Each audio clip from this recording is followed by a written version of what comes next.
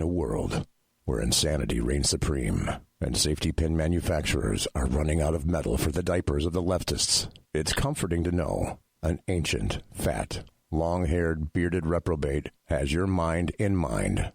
Ladies and gentlemen, boys and girls, children of all ages, broadcasting behind enemy lines in occupied California, and despite every attempt by the SHR Media Network to revoke his shameless contract, we return to the bloviating Zeppelin's Berserk Bobcat Saloon.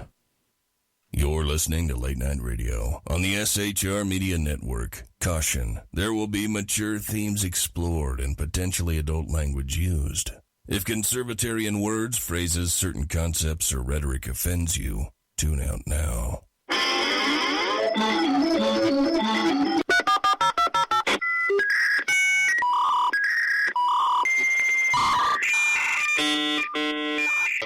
Uh-oh, guess what day it is? Guess what day it is? Huh? Anybody? Julie, hey, guess what day it is? Oh, come on, I know you can hear me. Mike. What day is it, Mike? Mamo, you magnificent bastard, I read your book. I drink your milkshake. How dare you? I call that bold talk for a one-eyed fat man. Fill your hand, you son of a bitch. Captain. Captain. Captain. Captain. Captain. Captain. Captain. Captain. Captain. Captain. Captain. Captain. Captain. Captain.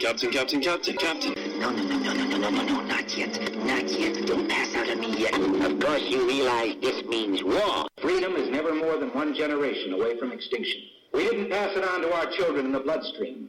The only way they can inherit the freedom we have known is if we fight for it, protect it, defend it, and then hand it to them with the well-taught lessons of how they in their lifetime must do the same. And if you and I don't do this, then you and I may well spend our sunset years telling our children and our children's children what it once was like in America when men were free. I have come here to chew bubblegum and kick ass. And I'm all out of bubblegum. Ladies and gentlemen, boys and girls, children of all ages, welcome to BZ's Berserk Bobcat Saloon Radio Show.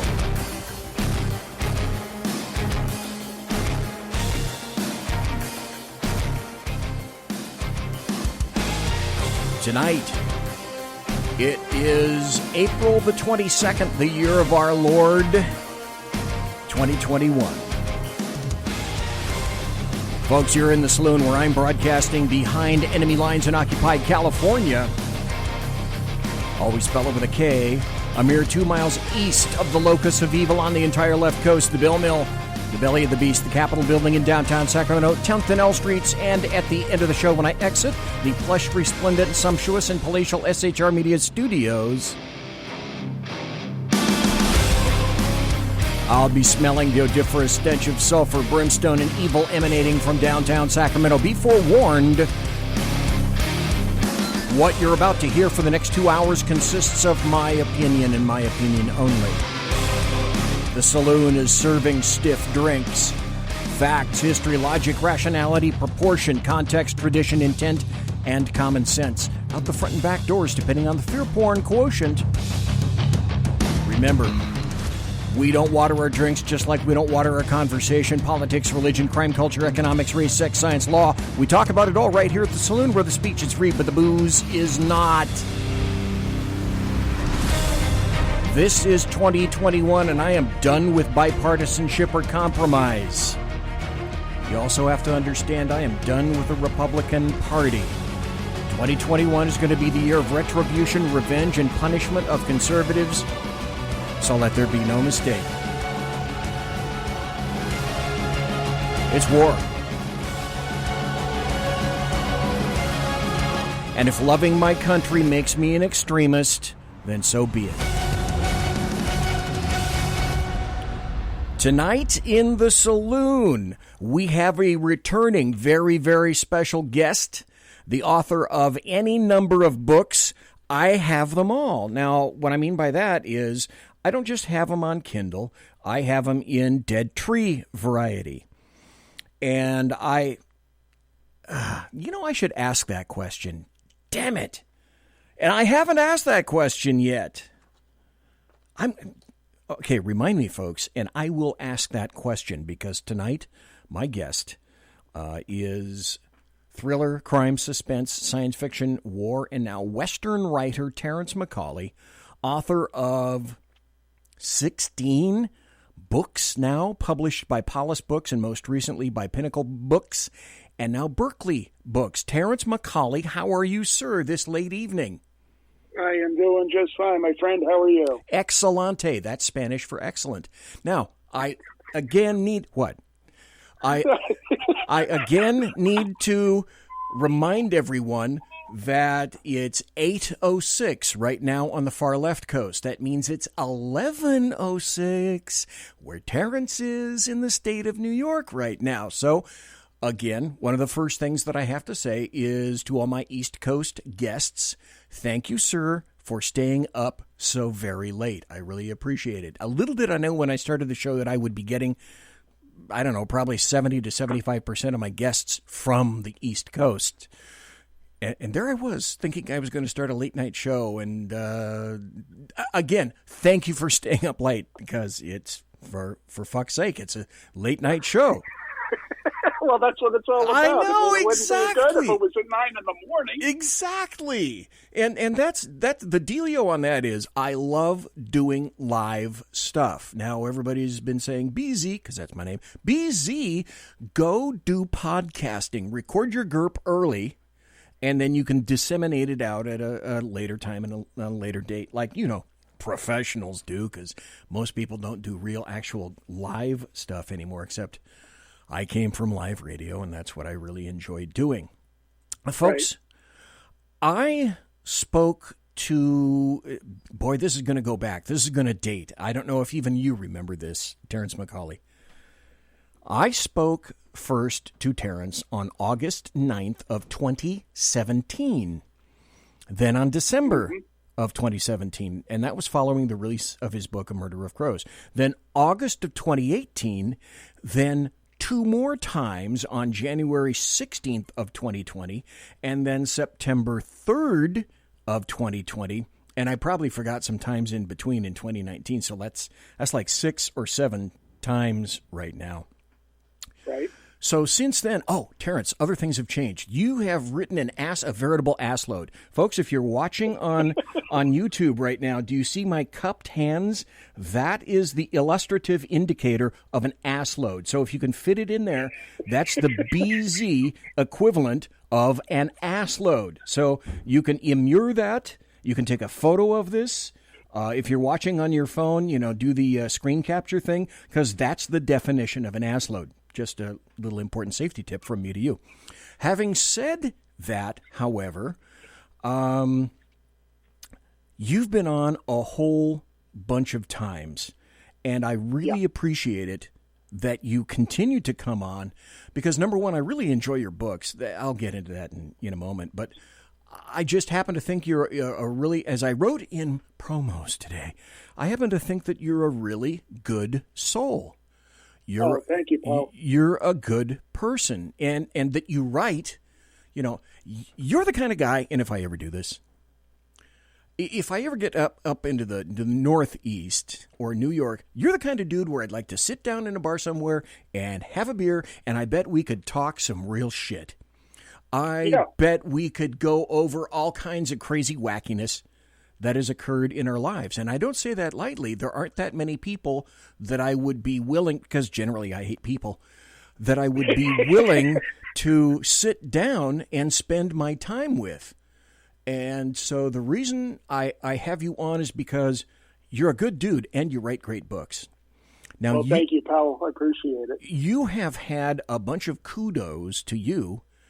And since, we spoke late 2020, and it's already April of this year, almost May, and things have changed for you, and things have changed for me. I got rated number 18 in the top 80 late-night talk show podcasts that you have to follow in 2021.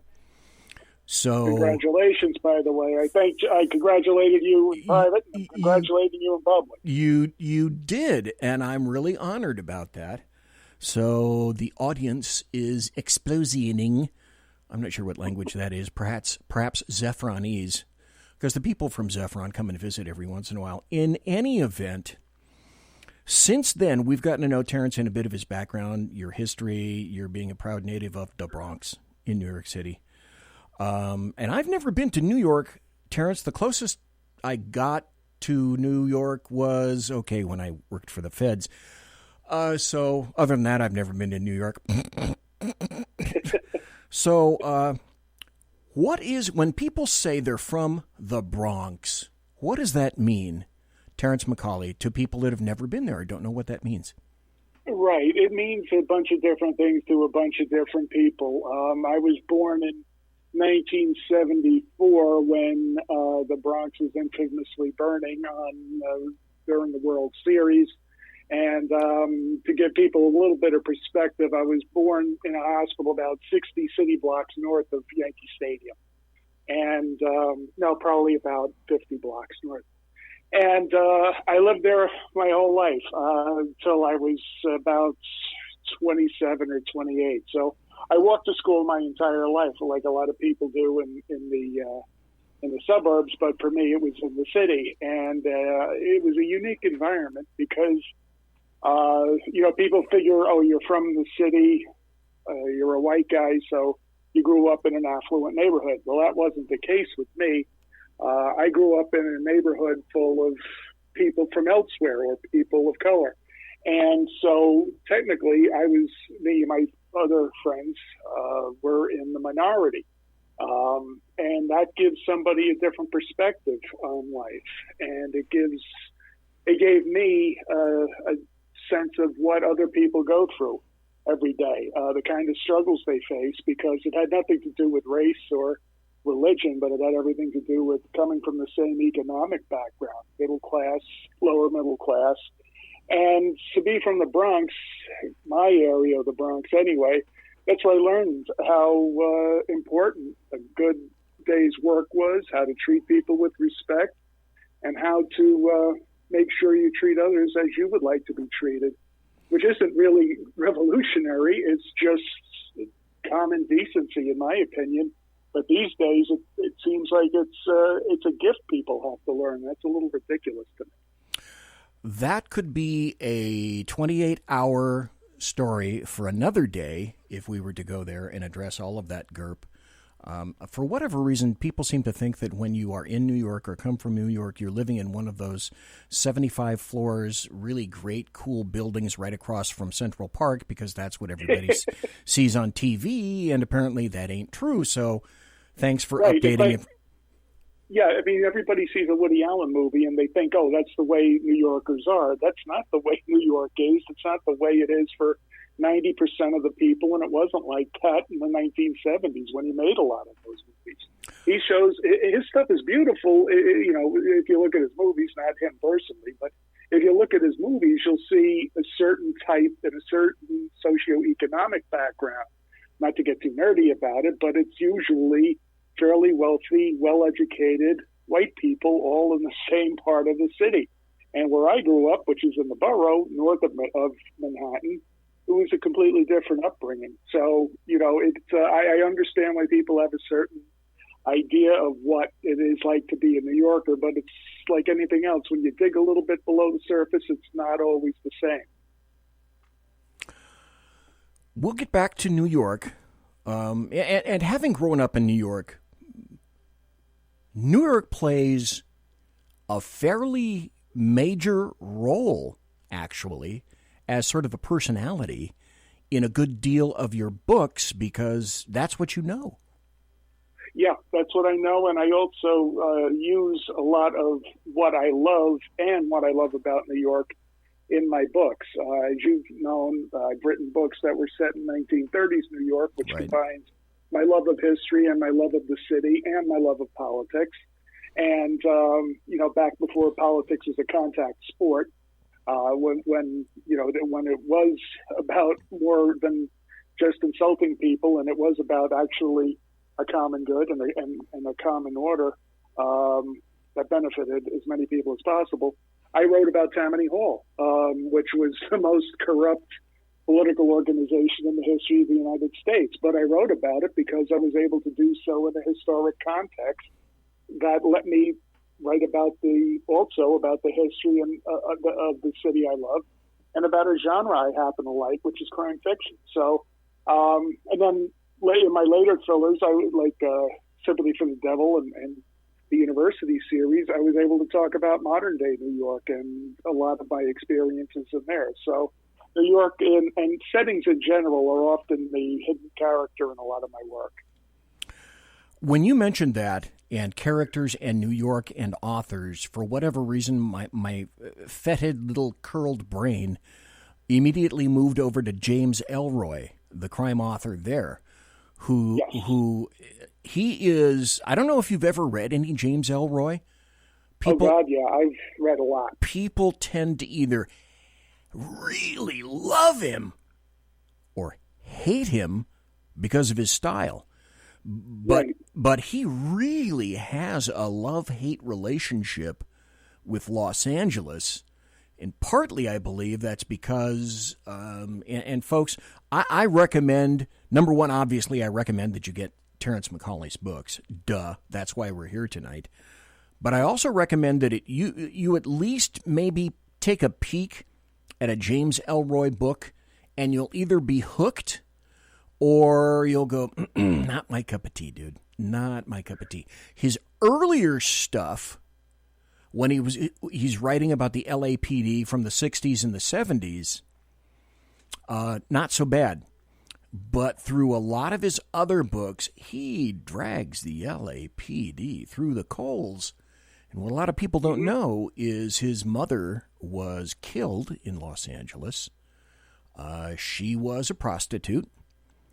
And he still, to this day, is trying to investigate and discover the killer of his mother.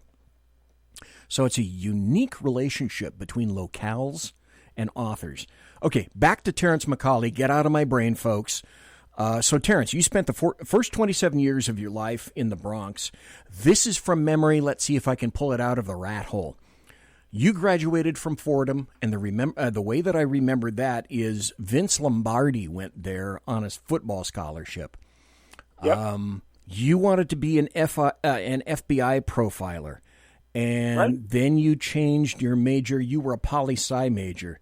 I don't think I ever asked you this before. Maybe I did. I'll ask it again just because I frequently do have no memory. Why were you interested in becoming an FBI profiler? Sure, because it was back in the 90s. It was 1992 when I graduated high school, and of course, Silence of the Lambs was huge. And that was at a time when profiling was supposedly a brand new science that had been going on for a while.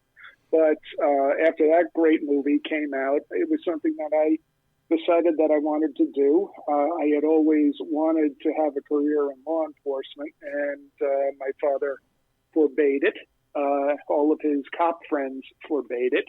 I had a lot of them talk me out of it. I know. And it wasn't because my father was anti-cop. My father was anti-me being a cop, and that was because he didn't think I had the temperament for it. And which is the same reason why he didn't want me to go into the military, because he didn't think I would do well in that environment. So it had nothing. My father was somewhere between, on the political spectrum, he was somewhere between John Wayne and Genghis Khan. So it wasn't coming from, it was not coming from a place of being anti-Leo. It was actually just knowing his son and knowing what his son's propensities were. So I figured at that point, since they didn't want me to be a Marine and they didn't want me to be a police officer, maybe an FBI profiler would be a good idea. So I started, when I applied for colleges, I put down that I wanted to major in psychology or psychiatry. But then once I got to college, I realized that in order to do anything with sciences, you have to do something with labs, and I wasn't very good with labs. And I also didn't really want to deal with crazy people. So I figured, well, let me cut the difference and get involved in political science. Okay. So so anyway, I wound up dealing with psychopaths, but in a different profession entirely. So I graduated in '96, and then I was a government employee at various public benefit corporations for the next 25 years or so. So I got my fix of psychopaths and nut jobs and peeking behind the curtain at the emperor with no clothes. Well, one way or the other, you get a little bit too involved in other people's minds. I've been described by other people as not necessarily being Genghis Khan, but just a hair to the right of Vlad the Impaler.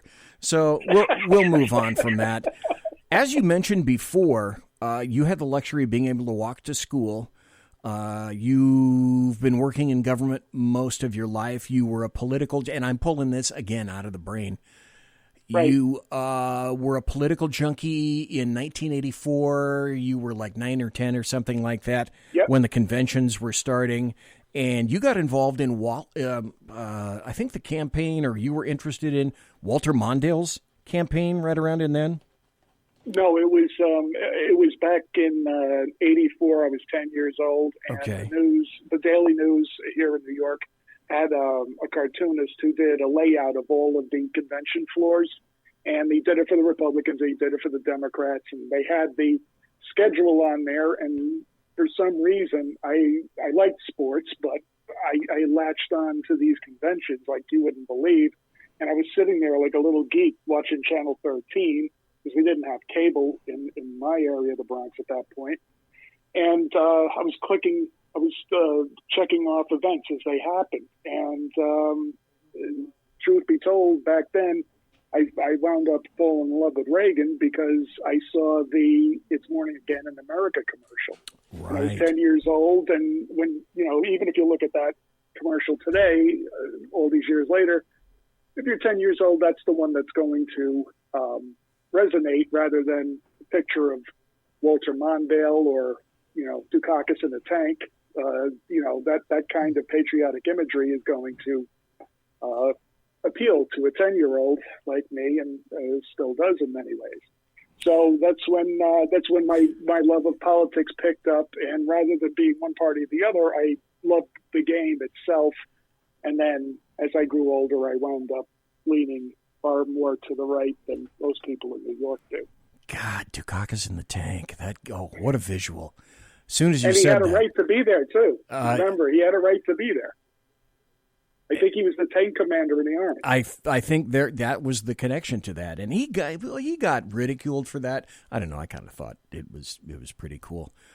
Speaking of Walter Mondale, he passed away like 3 days ago at the age of 93 in his sleep. He was Jimmy Carter's vice president. And Reagan came in 80, and then he ran against Reagan in 1984. Yep. So, and if I go, I want to pass away in my sleep. There's no doubt about that. Where I don't want to go, because I've seen my grandmother there and my dad there 5 times, is a nursing facility. I'll just leave it at that. Yeah.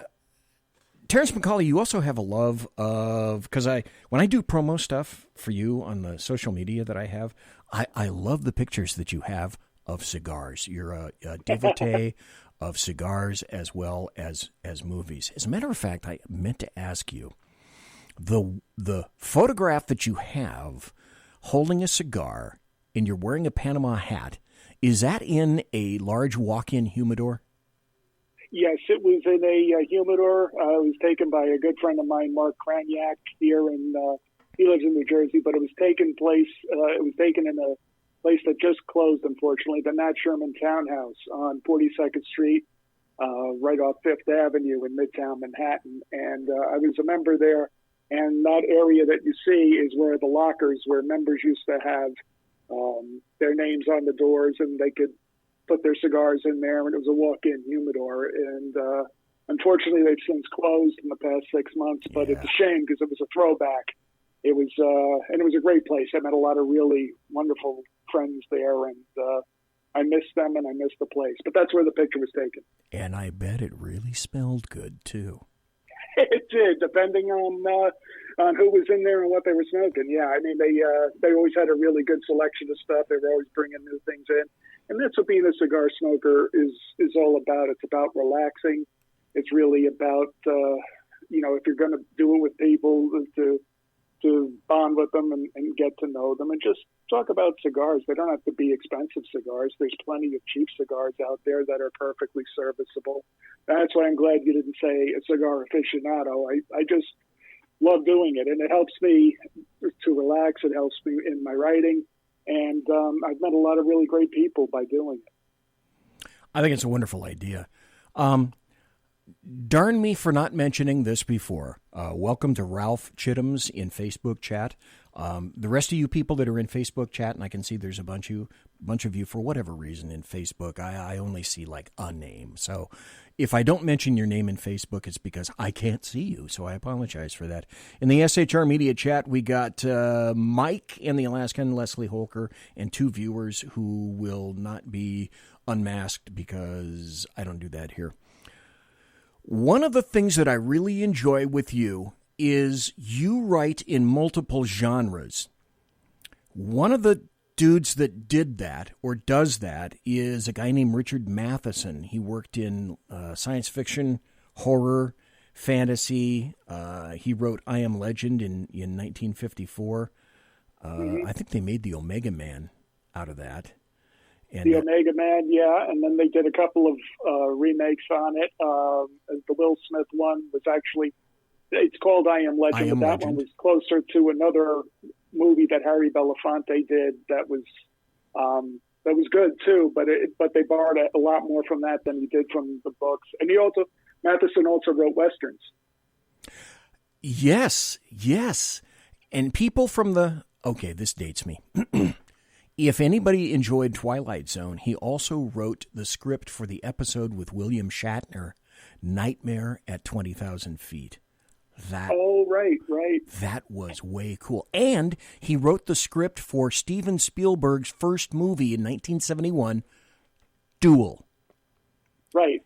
And with Dennis, I forget the guy's name. Yeah, I was going to say Dennis Hopper, but you're right. Dennis, and I'll get back to that as soon as my The guy who played McCloud. Yes! I don't remember. No, I don't remember his last name either. Okay, you and I are both there. And you also dug Matthew Riley because he writes like that, and so I started reading Matthew Riley. Stephen King does that, Robert Silverberg, Dan Simmons, Ian Fleming. Wow. James Bond and also wrote Chitty Chitty Bang Bang. Wow. Roald Dahl. This again is dating me a whole bunch. Charlie and the Chocolate Factory, and also wrote this great book that anybody can order and Kindle immediately, My Uncle Oswald, the Greatest Fornicator of All Time. I'm not making that up. Terrence McCAULEY, I don't think I've asked you this any time before. We got about a minute before the bottom of the hour break. What was your very first published piece? Where was it published, and how did it make you feel to see your name in print? Wow, yeah, it's funny that you said that, because as I'm talking to you, I look on my shelf, and it was a local publication up here in Dutchess County, and it was one that was put together. Its name is Edna, and I wound up seeing it in print for the first time. And it was called Lady Madeline's Guide. It was a short story that was about my Prohibition characters. And it felt wonderful, even though it was a small publication, nobody saw it. I didn't get paid for it, but it was a wonderful accomplishment at that point, and it fed my need to keep writing and keep going. I think that's a wonderful thing. That is just way cool. A few names actually appeared on Facebook right now, so I can say hi to Jan McKillop, and I can say hi to Rita McCauley. So welcome to everybody. We're going to take a brief break and be right back after this with Terrence McCAULEY. Conservative media done right. You're listening to the SHR Media Network. Hey, are you guys listening? This is Shannon from Right Way with Shannon and Mike in the AM on SHR Media. I know you've been wondering where we are and what's been going on. Well, folks, that's right. We're back. So please join us 7 to 9 a.m. Monday through Thursday on SHR Media, on Spreaker, iHeartRadio, and Spotify, and Facebook Live at 11 a.m. on Right Way with Shannon and Mike in the AM at Facebook. You don't want to miss a minute. We've got lots of guests, lots of segments, and lots of interesting things. And let's face it, there's nowhere for you to go, so you might as well tune in. Again, Right Way with Shannon and Mike in the AM. We're back live on the air on SHR Media, 7 to 9 a.m. Monday through Thursday, audio and Facebook Live, audio and video. Yes, we are going to do video. Facebook Live, Right Way with Shannon and Mike in the AM. Hope to see you soon. Want to make an immediate difference in the life of a critically ill child? You have the ability to do that right now. Make a donation to Dream Makers for Life, the organization that restores dreams to seriously ill children and their families. You can sponsor a dream pack for a child, which contains a clear PVC backpack, a dry erase board adventure coloring book, a journal, and dry erase markers to inspire a critically ill child to envision a future adventure and hope. Want to become a dream maker for life yourself? Go to dreamforlife.org. That's dreamforlife.org. Help a child. Help a family. There is always hope. Unleashed Jeremy Hansen, the most explosive pro-American podcast on the planet. Pro-MAGA, pro-Trump, pro-conservative. Come join the resistance. Fight for what really matters in America. 5 p.m. Central on UJHLive.com, Spreaker, iHeartRadio, Pandora, or MAGAbook.com. Come join the resistance and fight for America. Unleashed Jeremy Hansen.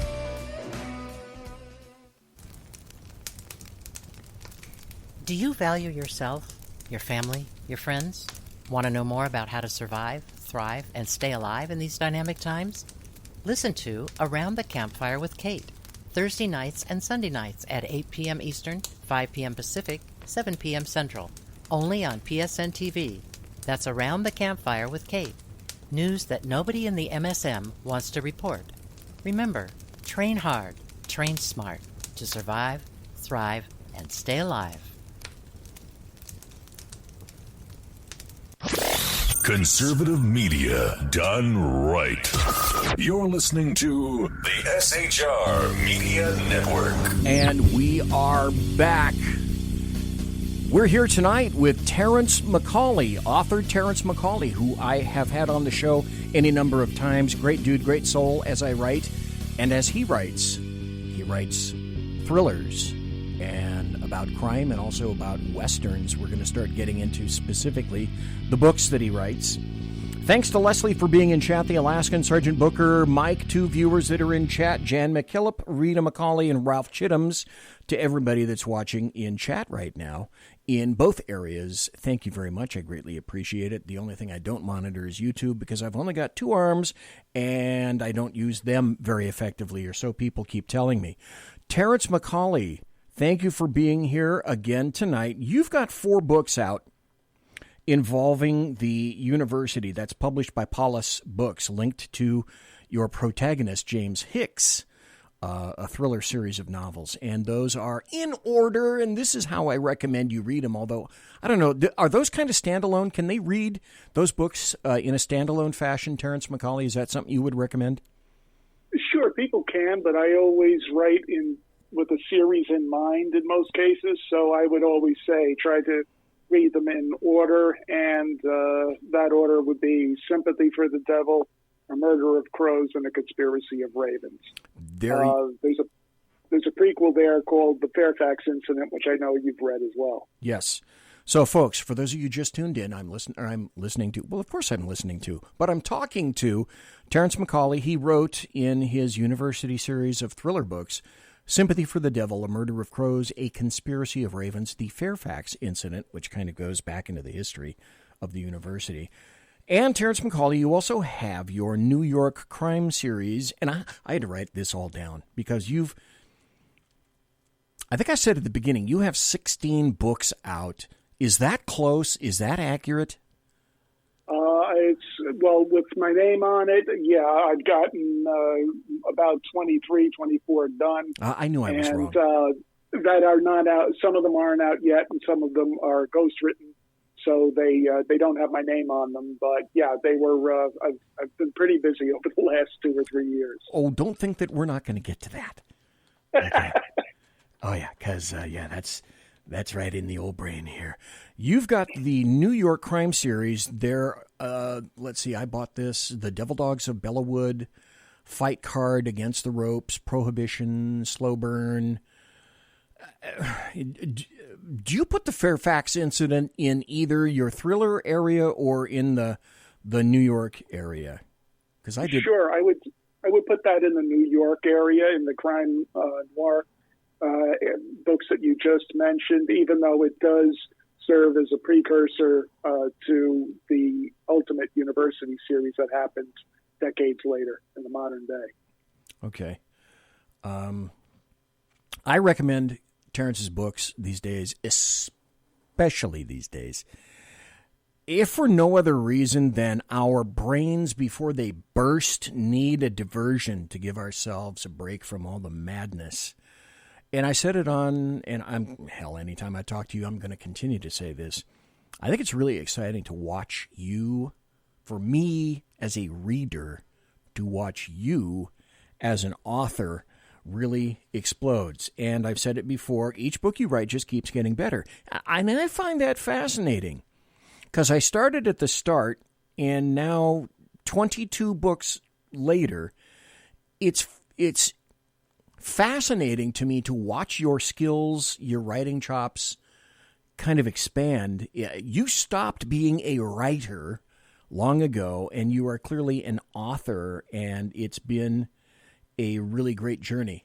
Before I forget, and I should have mentioned this up front, find Terrence at his website at Terrence, Terrence, Terrence-McCauley, McCauley, .squarespace.com. Terrence-McCauley.squarespace.com. And you can find his bio there, everything. And he's got a Twitter page, too. And he's also on Facebook. I'm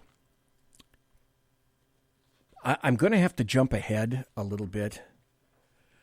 Let's go to your Westerns. You first started writing Westerns with your Sheriff Aaron Mackey series. And there are 3 people in here in the chat room, especially Leslie. I can remember Leslie saying that she went out and bought your books because she listened to a couple of prior shows with you. But you have 4 books now in the Sheriff Aaron Mackey series published by Pinnacle, Where the Bullets Fly, Dark Territory, Get Out of Town. I like that one. Get Out of Town. And The Dark Sunrise. So tell us a little bit, if you will, Terrence McCauley, about your protagonist there, Sheriff Aaron Mackey. Sure. It was, it's been a great journey for me to be able to write about a genre that I love so much. And as you said earlier, I grew up in the Bronx, but I also grew up as a classic movie lover because we didn't have cable. And I used to watch with my family Channel 13, which is a PBS station here, on Saturday nights. And they used to show a lot of Westerns and a lot of classic movies. So I used to watch some of the classic Westerns like The Searchers and Red River and Gunfight at the OK Corral with my dad. Oh, yeah. And as I got older, I used to love history. So I said, you know what? I love Westerns. I love history. Let me take a look at what the history of the Old West really was like. And completely blew my mind because all I knew of it was when we finally did get cable, watching the old reruns of Gunsmoke and Maverick and other shows that were perfectly fine. But as I read about the history of the Western expansion, completely whitewashed that epic part of our history as a nation. for good and for bad. And so it was far more interesting than I had ever thought it would be. It's not just about horses and shooting Indians and bank robberies. That stuff didn't happen a lot back then because everybody was packing. And if you stole from a bank, you were stealing some guy's hard-earned money, and they were going to be damned if they were just going to let you ride out of town without shooting you full of holes. So I wanted to tell something that was set in the Old West that people could relate to, but that was also factually accurate, because I didn't want to write a story where someone was going to pop up and say, aha, you got this wrong, or you got that wrong, or that never happened. Instead, I dwelt on facts, and I wasn't writing a history book, but I did want to write fiction that was rooted in something that had happened. And so that's where the Bullets Fly was born. It was about Aaron Mackey, who is a former unjustly disgraced U.S. cavalry officer who was asked to leave the Army. And he and his sergeant, a former Buffalo soldier named Billy Sunday, and him and his best friend, returned to Dover Station, where they are elected sheriff and deputy sheriff of a fictional town in Montana, Dover Station, Montana. And the first book kind of told itself. I wound up wanting to show how tough Mackey was, but I didn't want to do it the stereotypical way, like you might see with the shootout at high noon on Main Street, with another thing that didn't happen. But instead, I used real-world, relatable events where his town is threatened by outsiders who are looking to do nothing but pillage and rape and burn. He defends the town against that, and then once they break off the attack, Mackey says, you might be done with it, but I'm not. And then he pursues them till the ends of the earth until he ultimately catches them. I thought that was a story that people could relate to, and it was definitely a story I enjoyed telling, and it opened up a whole universe of other books that I'm now 4 books into right now. Folks, we're talking to Terrence McCAULEY. He's a thriller author, crime author, and Westerns most recently. Okay, Terrence, tell me if I'm wrong, but it seems that once you started to write Westerns, you became a writing machine. You seem to have grabbed from wherever, I don't know, some kind of massive inspiration, and you just took off. So how was it that writing Westerns seemed to really light your afterburner, dude? And I'm going to make a reference to numbers in just a little bit, but Westerns clearly have tickled your pickle. What does it with Westerns for you? Well, what it was I was writing the thrillers, and then I would need a break from those. So I wrote Where the Bullets Fly. Actually, I wrote about 10 years ago, but I didn't even have an agent. I hadn't been published at that point, and it sat on my hard drive for a long time until I found my agent.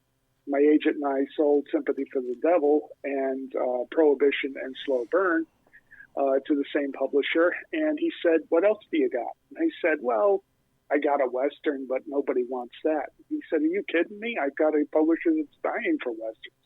So that's where the Bullets Fly was born. Then, as I was writing, I finished writing A Murder of Prose, and I needed to do something else other than spy novels. So the publisher of Where the Bullets Fly said, well, do you have a sequel in mind for it? So they told me, put it on a train, or have a train involved in it somehow. And that's where Dark Territory was born. So then I wound up going back and forth between writing thrillers and writing a Western. And I've been doing that ever since. And then after the Mackey series is now at number 4, then I've gotten into the Ralph Compton series after that. I have to tell you this, and again, you correct me if I'm wrong, Terrence McCAULEY. Terrence is writing for Ralph Compton. So Ralph Compton was this prolific Western author. The dude was 6'8", He passed away in 1998 at the age of 64. He wrote, to my best guesstimate, and I couldn't find anybody that could tell me for sure, as far as I could tell, he wrote between 56 and 89 books, depending on which website you go to. Yep. And so then Berkeley comes and taps you on the shoulder to write books under the name of Ralph Compton, who was a huge, literally, physically, and prolifically Western author. To me, that seems like it's an incredible honor that an author like yourself, who didn't begin in the Western genre, you were tapped to help out with a widely read author like Ralph Compton. That's how I would interpret that. Am I right or wrong in that? I think it's an incredible honor. I took it as an incredible honor myself. I was floored when they wanted me to do it, and I was, again, incredibly honored that they thought of me for it. And I had a lot of fun writing them. It's funny because people say, it's got Ralph Compton's name on it. It's got my name right underneath it. But the ironic part of it is I love writing series. I love telling a series story. I find it rewarding in its own right because as I build out a universe, as I build out a world, I'm able to take people from different books and plop them in there or say, oh, they're going to work great in the future book. With the Ralph Compton books, it doesn't work that way. Every single one of them is a standalone novel. The 3 books are part of specific series, like they have the Trail Drive series, they have the Gunfighter series, and then they have the Sundown Riders series. And none of them can be related. They don't encourage people to continue those characters in future books, even if you write for the Compton brand again. So for me, it was a unique challenge in that I had to come up with 3 individual stories that were standalone, had to have a beginning, middle, and end, all compartmentalized within themselves. And that was something I wasn't necessarily used to, even though all my books are standalones. It was a unique challenge to have to reinvent the wheel, to borrow a tired phrase, 3 different times, but it ultimately made me, in my opinion, a much stronger writer. Folks, we're talking to Terrence McCAULEY. The books that he's talking about, the first one that he wrote is called The Kelly Trail. That's in the Trail Drive series. The second one, and I read the Kelly Trail. That has to be one of the most unusual protagonists that I've read in a long time. I'm not going to spoil the plot or why he's so unusual, but that just really engaged me. And the dealio with his sons. Again, I'm not going to provide any spoilers. The second book is called Ride the Hammer Down. That's in the Gunfighter series. And you credit me with that title, although I'm not sure why.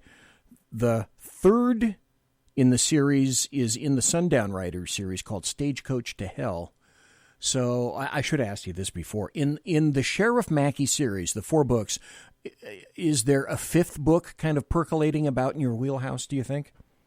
Oh, there's a 5th through 50. I mean, there's that series has no end, in my opinion. I have ideas about what to write about when they're older or whatnot. But the way, for anybody who's read The Dark Sunrise, the 4th in the series, you can tell that there is a certain end of one arc of a story, but there is a whole universe of other tales I plan on telling. And also next year, there's going to be a spin-off character that is featured in Dark Territory and Get Out of Town and The Dark Sunrise that a lot of people liked. And this is why feedback is important.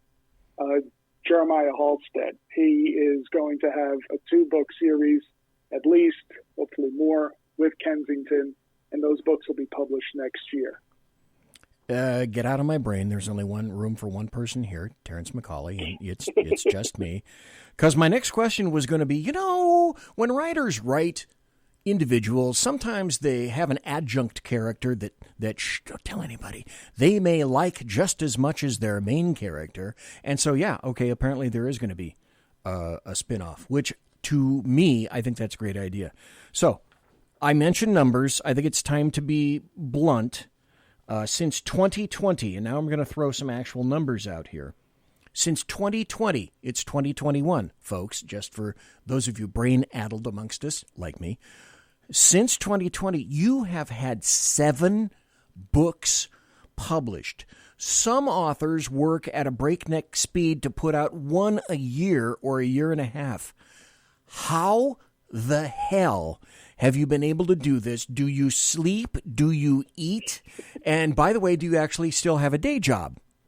I do not. No, I resigned my day job back in 2020.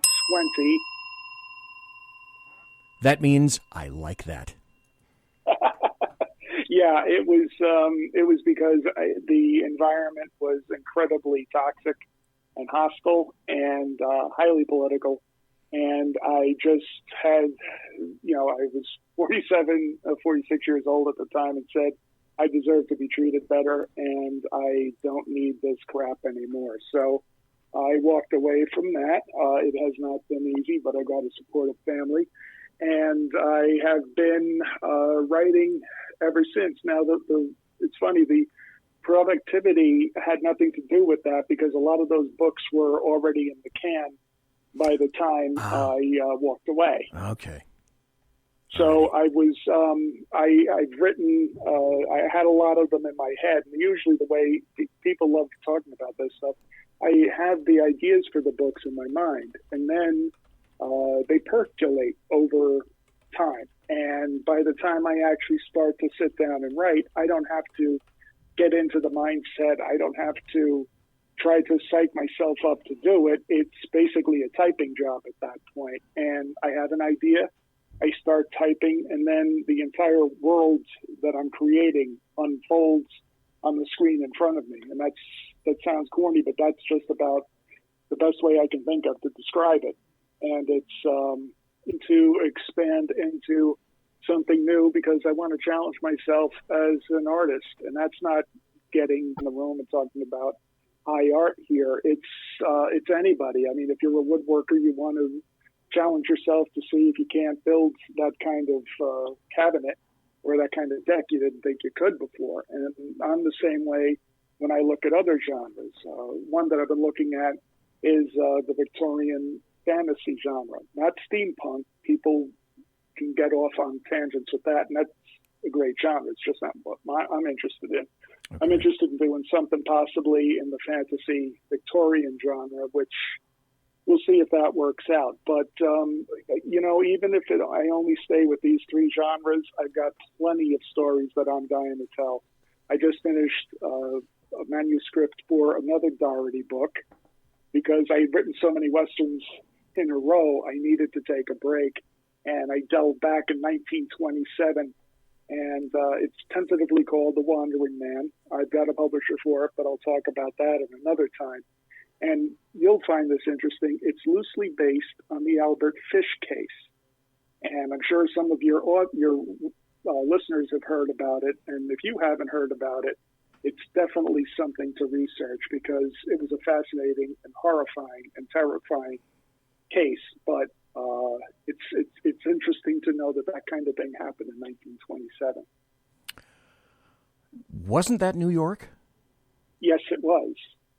And it was also, since we were talking about FBI profilers, it was one of the cases that Thomas Harris used as part of his inspiration. Stuff going on. You can't get it out of your fingers onto the typewriter, onto the keyboard fast enough. That's exactly it.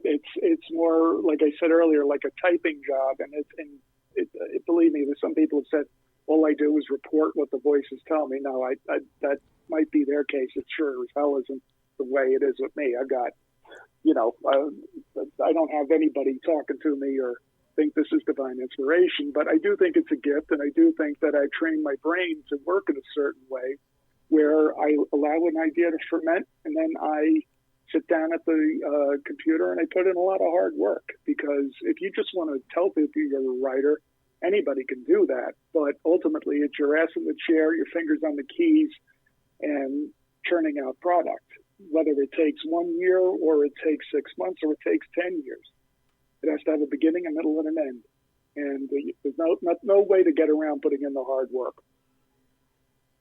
Words of incredible wisdom. I kind of, the funny thing is, Terrence McCAULEY, I kind of got the dealio, the sense with you, and I'm glad I actually came out and said it, is I just got the feeling that there's so much happening inside your brain, like others, and everybody knows somebody like this, who's thinking 10 sentences or 50 pages ahead of what they're able to speak or write. And I kind of sense that, yeah, you're a little bit of that dude. One of the other reasons that I wanted to have you on tonight is to recommend you to as many people as possible. These are terrible years. 2020 was a piece of crap. 2021 is right on its heels for being a piece of crap. We need a break. And the reason I like to have authors like Terrence McCAULEY on is because you want a break? Here's your break. Go grab any of his books. You will be transformed into another environment, another era. You can put this GURP behind you for a while. Bookmark it, come back to it, and just really continue to enjoy yourself anytime, anywhere. So let me go back. I'm running a little late, but that's okay. If you've got about another 2 or 3 minutes, Terrence McCAULEY. Sure. Okay. I want to reference you folks to his site. When I only have people on the show that I either buy, read, or admire. I'm not promoting Terrence. I don't get any money from this. I don't get any promo copies. I have people on the show who are just damn good writers. And especially these years, I think you need some escapism. This is it. Go to his website, terrence-mccauley.squarespace.com. And I'm going to read his books again. These are in the suspense series. Sympathy for the Devil, A Murder of Crows, A Conspiracy of Ravens. And then he throws in Devil Dogs of Bellawood. He has a crime series. Fight Card, Against the Rope, Prohibition, and Slow Burn, and also the Fairfax Incident, which kind of is, in my way of thinking, kind of like with the university stuff. Mm-hmm. Then he has his first Westerns, his Sheriff Aaron Mackey Westerns, Where the Bullets Fly, Dark Territory, Get Out of Town, The Dark Sunrise, and then 3, and one final question, 3 Under the Auspices of Ralph Compton, The Kelly Trail. I love the hell out of that. Ride the Hammer Down. I dug that too. Stagecoach to Hell, which, by the way, I tried to order another copy of, and apparently you're out. I can't find another copy of that. So to me, that speaks wildly of, you know what, that seems to be pretty popular. And then one final question. Do you have any more that you believe are coming out under the auspices of Ralph Compton? Under Ralph Compton, no, I haven't talked to the publisher about that. I will be having the Jeremiah Halstead series that I mentioned that's a spinoff of the Aaron Mackey series will be coming out next year, and maybe before then I'll have some news about my university series as well as a couple of new Doherty books. So fingers crossed on that, and you'll be the first to know when I have some news to drop about it. Okay. I would love that. Let me ask this, just to be blunt, because what the hell, sure. I'm pretty blunt. Are there any books coming out the rest of the year, do you think? The rest of this year, I'm hopeful, but right now I don't. I always like to know what I'm talking about, and right now I'm not sure. I do know that next year, for certain, I'm going to have the 2 Westerns from Kensington that are going to be coming out. So more to come on all of that. Okay. All righty. Well, it's 12:03. I've missed my mark for the promo, but you know what? Screw it. It's my show. I get to do this. It's 9:03 on the left coast. And folks, Terrence McCAULEY, great writer. Buy his stuff. I enjoy it. I read it, and he's just a really cool dude. So, Terrence McCAULEY, thanks for being here tonight in the Saloon. We went over your website. Any other social media or any other digital media that you would care to reference people to, sir? No, I mean, just TerrenceMcCAULEY.com is fine. It's hosted on Squarespace, but TerrenceMcCAULEY.com is fine. I'm going to be, hopefully within the next month, it'll be a brand new website with a lot of new information on there. And also, I'm going to have a newsletter that people can sign up for, and they can get the latest about me. It'll be about once a month. And then I'm going to be doing a podcast as well. That'll be available everywhere. It'll be called, ironically enough, the Terrence McCAULEY Podcast. So I'm going to hopefully have a whole bunch of, I'm going to be talking about all of my books, and I'm also hopefully going to be able to get some of my writer friends and friends from other walks of life too, including yourself, to be guests on there, and we'll cover a whole variety of different things. So it's something I'm excited about. Final question for you, Terrence McCAULEY, on that podcast. Sure. Did Paul Bishop talk you into that?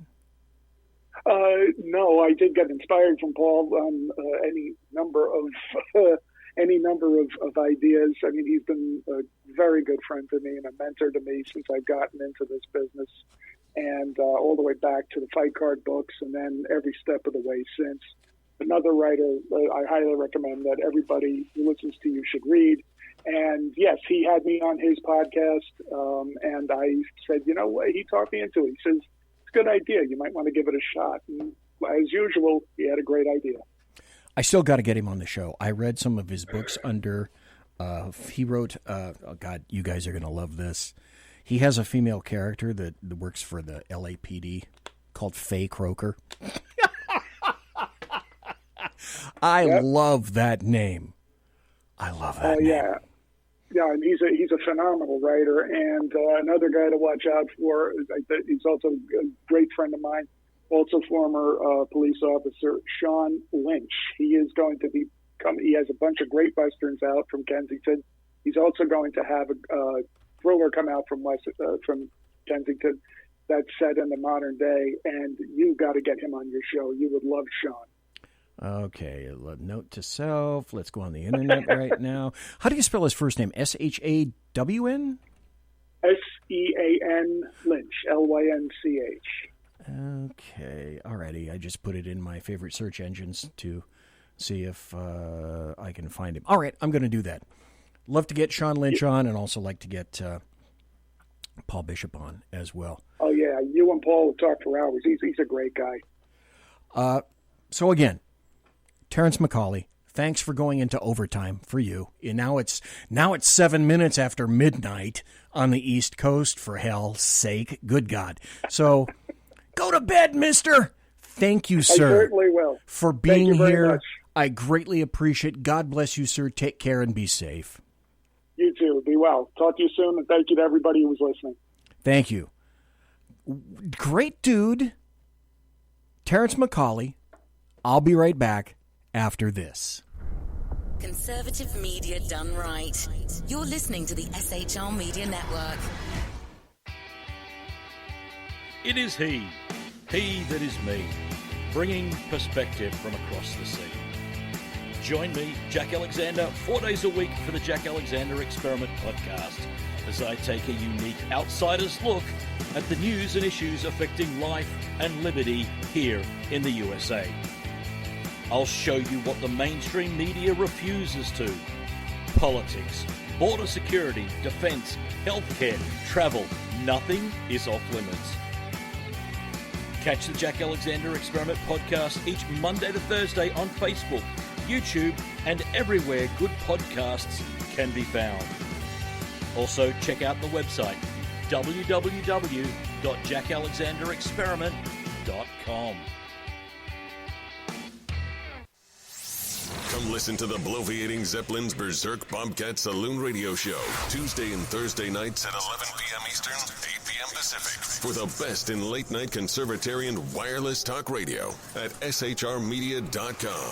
Raised as a free-range child with dirt and freedom, BZ is broadcasting behind enemy lines in occupied California.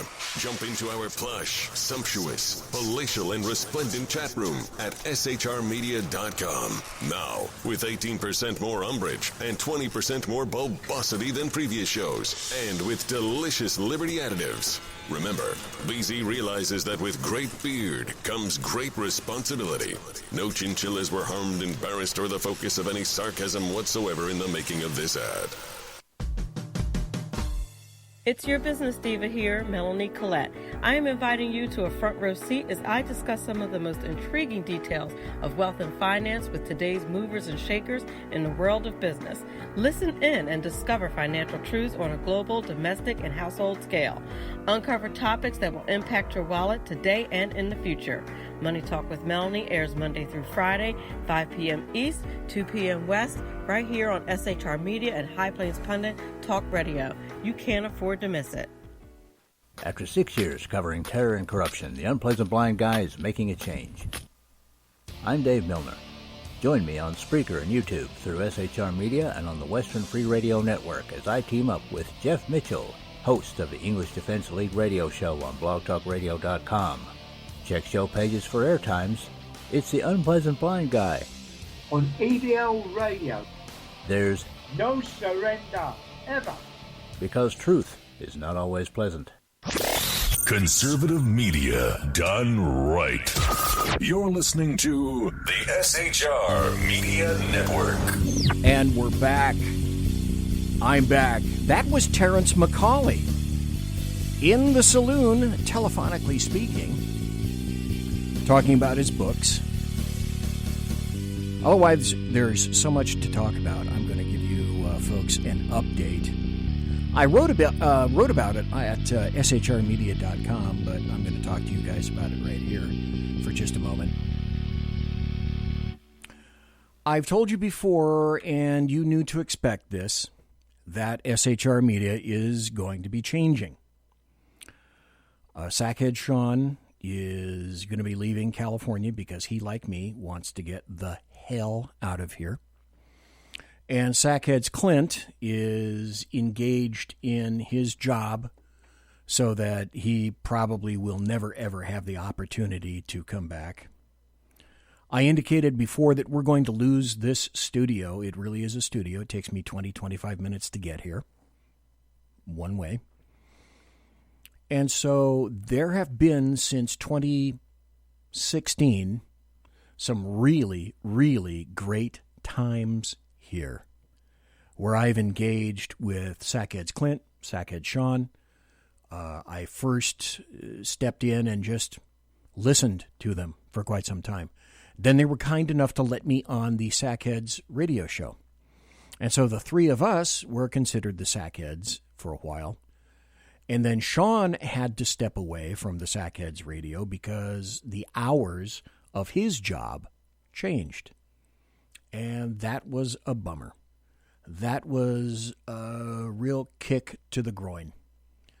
Because I thought the three of us really meshed very well. You can go back and listen to some of the back shows, and I would highly recommend it. So we were sad. We didn't lose Sean per se. He was still here.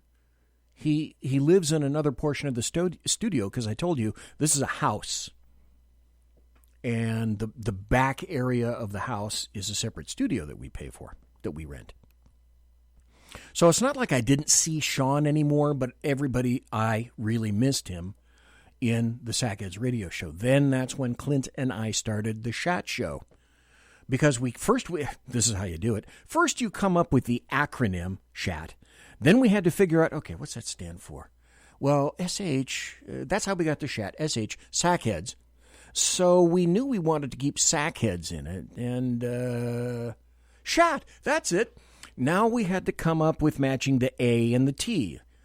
Sackheads, blah, blah, blah, blah. What matches A and T? Oh, Against Tyranny. Sackheads Against Tyranny. That's how we got the Shat Show with myself and Clint.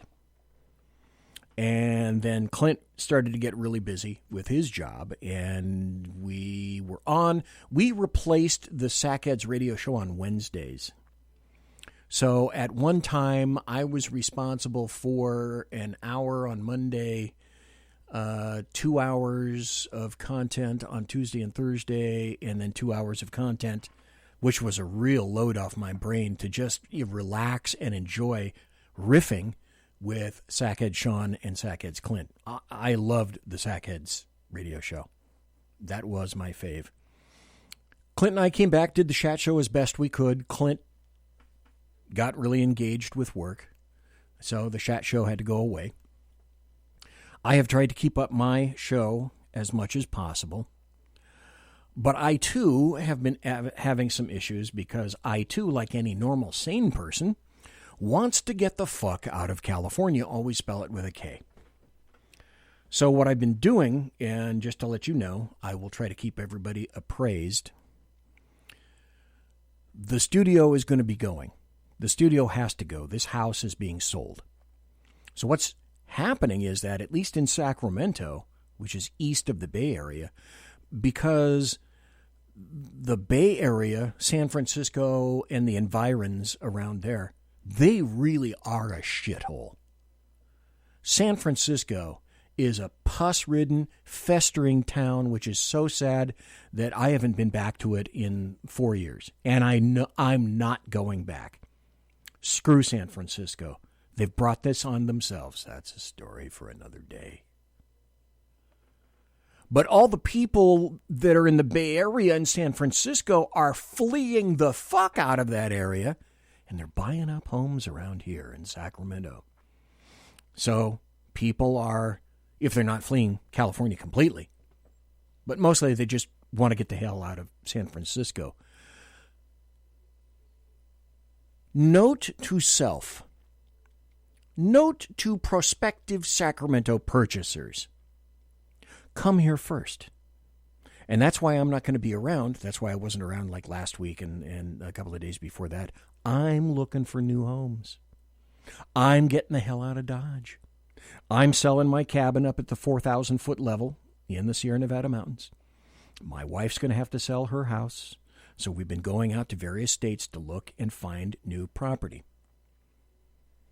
And we will find it. The second week, beginning, I think, May 3rd to the 12th or something, I'm going to be gone again because I'm going to be going to another state to look at more property.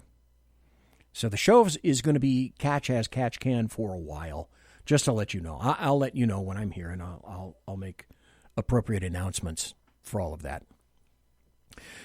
In any event, people from San Francisco, before you buy a house in Sacramento, open up your eyes, because the crap is all around here too now.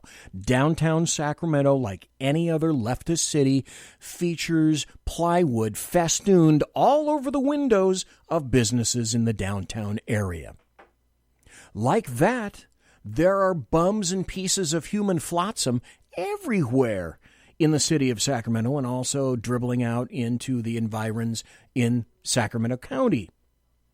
So before you decide that you're going to plunk, I don't know, $400,000, $500,000, $700,000 for a really expensive damn home here in Sacramento, open up your eyes, take a little tour, and see what's actually here. That's just a little important safety tip from me to you. But that also means that in the same time, I'm going to be leaving. Now, when I come back from my trip, it's going to be about 10 days, May 3rd to the 10th or 11th or something like that. When I come back, then I'm going to be moving, with Sean's help, thank God, the studio from here to my wife's house, because it can't stay here. And we don't know when, at the last moment, the person that owns this house is going to say, you have 35 seconds to leave. I'd rather have a little bit more time than that. So there are massive, incredible memories here, but I have no alternative. This place is going to have to leave, and I won't be able to come back to the studio. I'm going to have to create memories in some other new place. So when you went to shrmedia.com, the newest post indicates, yeah, that's basically what I've been saying. But the most important thing that I have to say at this point is it's going to be a little topsy-turvy. Topsy-turvy. Damn, I haven't said that phrase in a long time. It's going to be a little wacky in 2021 because I'm going to try to get my feet down in resurrecting the studio someplace else, trying to coordinate all the stuff about getting out of California.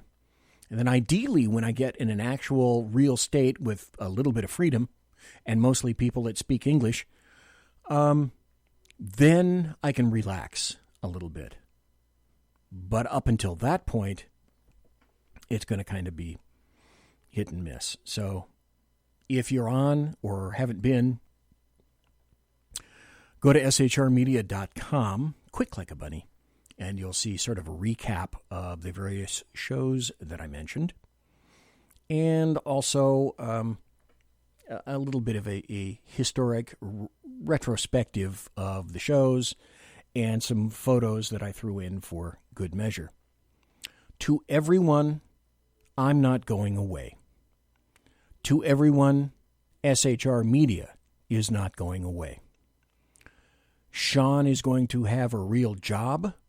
Sean is going to travel to any number of states.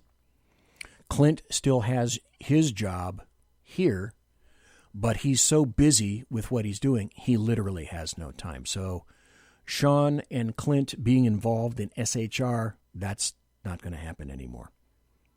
So either I took it on and changed it myself, or I just had to drop SHR. I'm not dropping it. As a matter of fact, if I can, I'm going to see if I can expand it, and or there are some irons in the fire working with perhaps other networks, because if you listen to Jeremy Hansen, the thing that broadcasters, streaming broadcasters right now are having an issue with is platforms.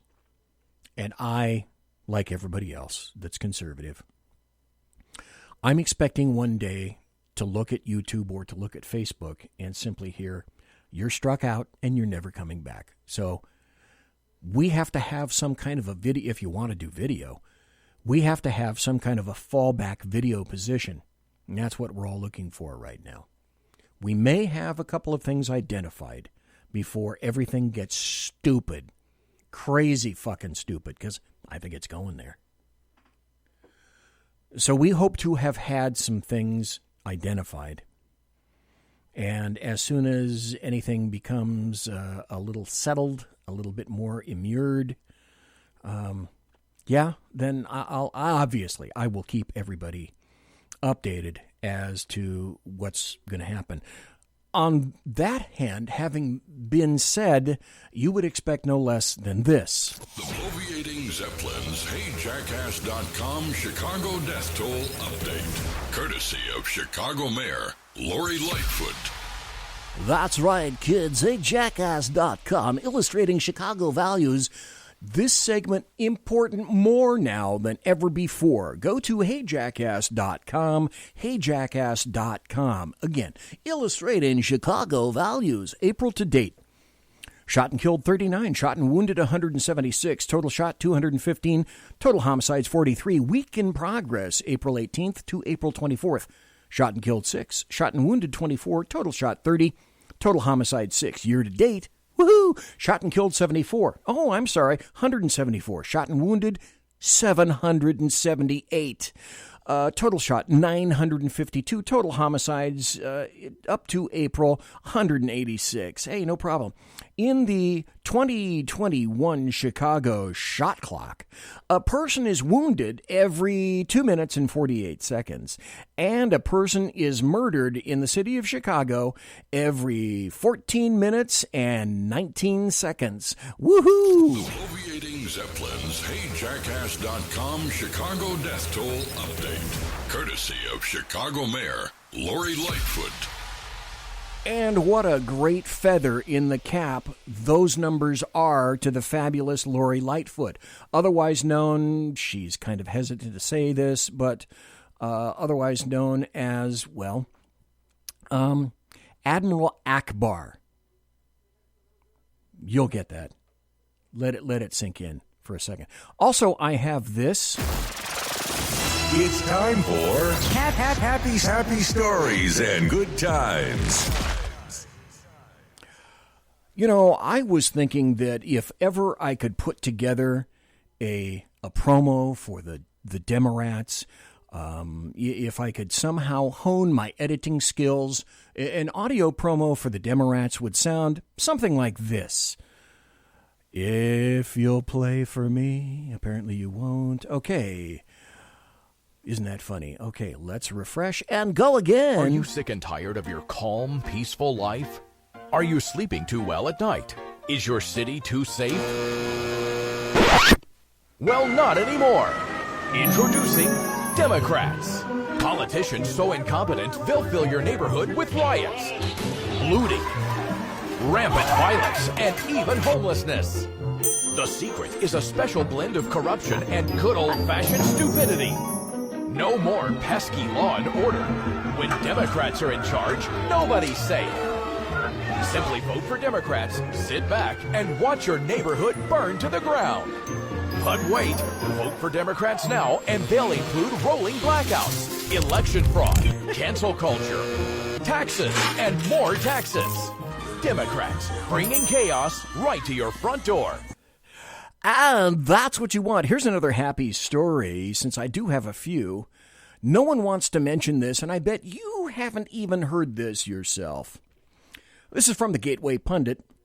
You know, the one that struck me out on Twitter because I represented, or I actually put something from Gateway Pundit on Twitter, and that's the only time that Twitter ever kicked me to the curb. It's happening starting this Friday. No one wants to tell you about it, and if they do, it's so terrible, mean, and evil. Maricopa County is moving voting machines to the Veterans Memorial Coliseum, where the Arizona Senate election audit will be performed. Now, big difference, if you haven't already noted, there is a massive difference between a recount, which all that does is tell you, it's the same number of votes we counted before, or an audit, where you go back and actually look at the names and try to match names with real people. And if they're not real, if they're not citizens, if they're not living in the area where they voted, or if they died 28 years ago, they're out. So that's beginning this Friday.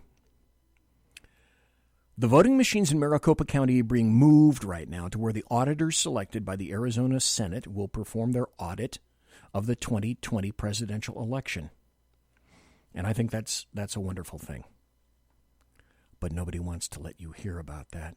No one wants to let you know about that. And then, in this, you wonder why people are fleeing the Northeast and why they're moving south. And yeah, I know that's a task on the infrastructure. It would be something like this. Republicans are celebrating a new anti-rioting law that goes into effect immediately, signed by Governor Ron DeSantis today. Yeah, Democrats are calling it a sad day and say the law is unconstitutional. The new law and order measure has been hotly debated since the governor announced his support last September. Florida Governor Ron DeSantis was surrounded by law enforcement during today's bill signing ceremony in Polk County. Among other things, the new law creates a new crime of mob intimidation. It enhances riot-related penalties, and it makes it harder for any local municipality to defund police and reduce spending on law enforcement. I think it's really remarkable if you look at the breadth of this particular piece of legislation. It is the strongest anti-rioting, pro-law enforcement piece of legislation in the country. And there's just nothing even close. The law also makes it a felony to tear down statues or monuments. Democrats are upset, and State Representative Angie... tear down statues? You're going to make it a crime? Oh, no! Nixon from Jacksonville joined the state's top elected Democrat, Agriculture Commissioner Nikki Fried, at a news conference at the Capitol. I am so heartbroken by what I saw happen today. Didn't necessarily want to speak, but super upset about this bill. Super upset. Nixon joined colleagues in saying people need to vote Republicans out of office for not defending freedom of speech. We know... Yeah, guess what, dickweed? You're in Florida. ...that this bill was by design. Duh! Of course it was by design, you nutballs. It's because of people like you. Clearly, there's a group in the state legislature that felt that they were about to lose power. Florida's Democratic Party chairman took aim at Republicans, too, saying they're pulling back their state from insanity. It's a sad day. Criminalizing peaceful protests. Stop right there. That is bullshit. It's not criminalizing peaceful protests. There's a difference between a protest and a riot. When it transmogrifies into riot, that's when cops and regular God-fearing citizens ought to be taking issue with it. You want to protest? Stay off the streets, find a place to protest, do it peacefully. When it rolls over into a riot, every asshole needs to go to jail. And everybody knows a riot when they see one. This is unconstitutional and a violation of our civil rights. This won't age well. Now, the governor... Arresting people for violence, rioting, looting, and burning, striking other people, creating chaos, etc. That's a peaceful protest. And his supporters, like state CFO Jimmy Petronas, say it doesn't suppress free speech. Rather, it protects property and owners. Here's what Petronas said on This Week in Jacksonville last month. If you want to come and demonstrate and express your concerns and do it in a peaceful manner, sure. God bless you. That's what this state is all about, is allowing your opinions to be voiced and heard. And no place better than right here in Tallahassee.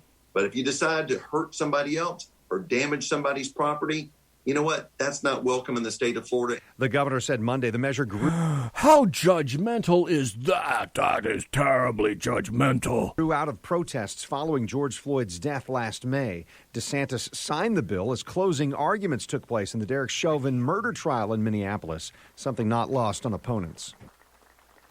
Locally, Jacksonville Sheriff Mike Williams commented on... Gee, that wouldn't be because perhaps riots were anticipated due to that, were they? The new law, he sent out a statement that says, I'm very pleased that our governor has demonstrated yet again his support for law enforcement in signing House Bill 1, the anti-riot bill. Jacksonville, along with the rest of the state, is ready to work together to build stronger bridges of trust and cooperation while maintaining public safety. Public safety is paramount for everyone in Florida, our families, our neighbors, and our businesses. Imagine that. A public safety bill with actual public safety in mind. I'll be back after this. Conservative media done right. You're listening to the SHR Media Network. Southern Sense is conservative talk with Annie, the radio chick you bellows as host, and C.S. Bennett co-host. Informative, fun, irreverent, and politically incorrect. You never know where they'll go, but you'll love the journey. Annie is a top conservative host on Top Talk Radio and features some of the finest guests packed with important politicians and newsmakers. Listen every Friday, 3 to 6 p.m. Eastern, noon to 3 Pacific, on the SHR Media Network. Remember, Southern Sense is common sense. We hold these truths to be self-evident, that all men are created equal, that they are endowed by their Creator with certain unalienable rights, and among these, life, liberty, and the pursuit of happiness. Hi, this is Eric Thompson. Please check out my new Week in Review show, For Liberty's Sake, Saturday mornings, 10 a.m. Pacific Time. Check out forlibertysake.com. Hey, are you guys listening? This is Shannon from Right Way with Shannon and Mike in the AM on SHR Media. I know you've been wondering where we are and what's been going on. Well, folks, that's right. We're back.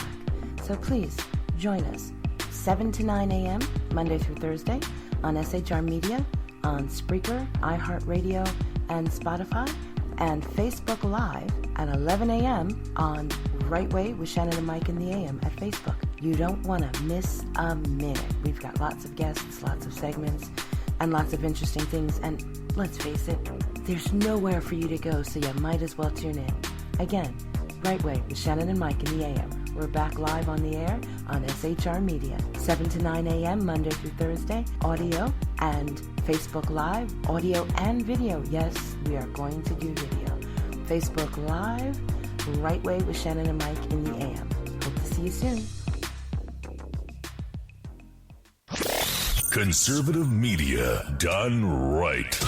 You're listening to the SHR Media Network. And we are back. I'm BZ, Bloviating Zeppelin, and you're not. And you're in the Saloon, the Bloviating Zeppelin's Berserk Bobcat Saloon radio show. In the first hour, I had author Terrence McCAULEY. Thank you, sir, for being on. He's from the East Coast, so, eventually he did have to, in fact, go to bed so he can write the very next day. This being the very next day to him right now. Thanks to everybody listening. It appears as though Facebook, for whatever the hell reason, decided to just stop working, because why wouldn't it? Imagine that. With luck, YouTube is still working. Oh, and I still have a couple more of these. We were talking about this, and we will continue with these for a while. It's time for happy stories and good times. Here's a happy story. Texas bill. This again is from Gateway Pundit. You know, the crap that nobody else will publish because they don't want you to know about it. Texas bill will label parents getting sex change hormones and surgeries for their children as child abusers. A new bill in Texas seeks to protect children, what a concept, from getting sex change procedures that they may regret later in life by criminalizing parents who do so. Right, let's just do what a wonderful world it would be if we did everything that our kids told us to. Obtaining these treatments for children would be considered child abuse under the legislation. Yay. The Texas Senate Committee on State Affairs held a hearing over the bill on Monday. Children are unable to give informed consent. This bill gives children a chance to get adulthood, to get and reach adulthood with actual intact bodies. What a concept. Imagine that. Republican Executive Committee member Jill Glover testified. SB 1646 in Texas would prohibit parents from, this is a quote, administering or supplying or consenting to or assisting in the administering or supplying of puberty suppression, prescription drugs, or cross-sex hormone to a child other than an intersex child for the purpose of gender transitioning or gender reassignment. The bill, if passed, will also remove children from the care of people enabling or forcing hormone treatment and sex change surgeries. Why did this happen in Texas? Well, you know the case that they're referring to. There have been people, actual adults, who have gone through transition and as adults regretted it and either wanted to, didn't have the money, or attempted or actually did transition back, saying that that was the worst thing they ever did. If adults feel that way, what do you think is happening in a child's brain? This is something that ought to go through all 50 states. We are living in tempestuous times, and a lot of people are not talking about it, but I will. Things are on the brink all over. We're going to go across the Atlantic, across the pond, and start looking at an article from the New York Post. U.S. walks back the claim that Russia put bounties on troops, but no Biden apology to Trump. Do you remember when that claim was made? By the New York Post? By the New York Times. The allegation that Russia offered cash to the Taliban to kill U.S. troops was politically explosive last year during the presidential campaign. All the Democrats made mention of that, if you recall. The U.S. government last Thursday downplayed a bombshell report that Russia may have placed bounties on U.S. troops in Afghanistan, but White House Press Secretary Jen Psaki dodged questions about whether President Biden regrets attacking former President Donald Trump over the issue. A senior administration official told a group of reporters the U.S. intelligence community assesses with low to moderate confidence that Russian intelligence officers sought to encourage Taliban attacks on U.S. and coalition personnel in Afghanistan in 2019 and perhaps earlier. the allegation that Russia offered cash to the Taliban to try to kill U.S. troops, basically, in a nutshell, was bullshit. But Biden repeated it a bunch of times.